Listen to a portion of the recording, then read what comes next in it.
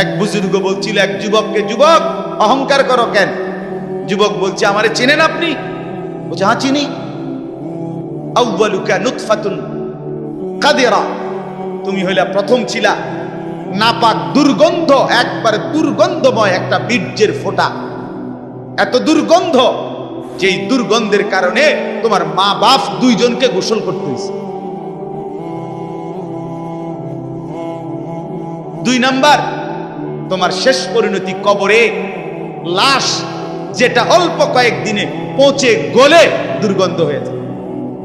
3 number, তুমি যে এখন হাঁটাচলা করতেছ, তোমার পেটে যদি ছিদ্র করে, ফুঁক মারে, ছিদ্র করে, বের হবে দুর্গন্ধময় কতগুলো পায়খানা।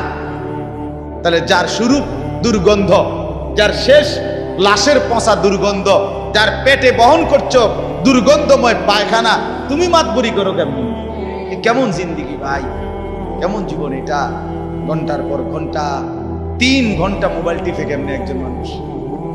5 ঘন্টা মোবাইল টিপে কেমনে রে ভাই?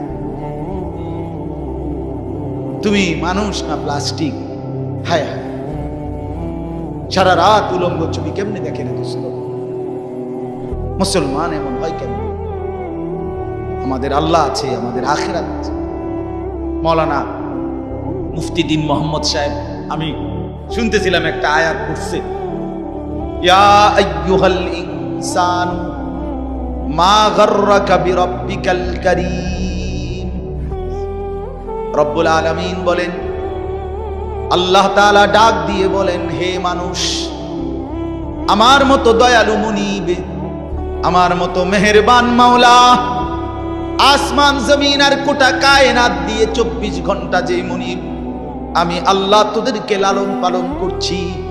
একবার চাঁদ উঠাই, আবার চাঁদ ডুবাই, আবার সূর্য আনি, সূর্য ডুবাই, একবার রাত বানাই, একবার দিন বানাই, একবার আলো দেই, আবার অন্ধকার দেই, একবার রোদ দেই, আবার বৃষ্টি দেই, একবার আলো দেই, আবার বাতাস দেই।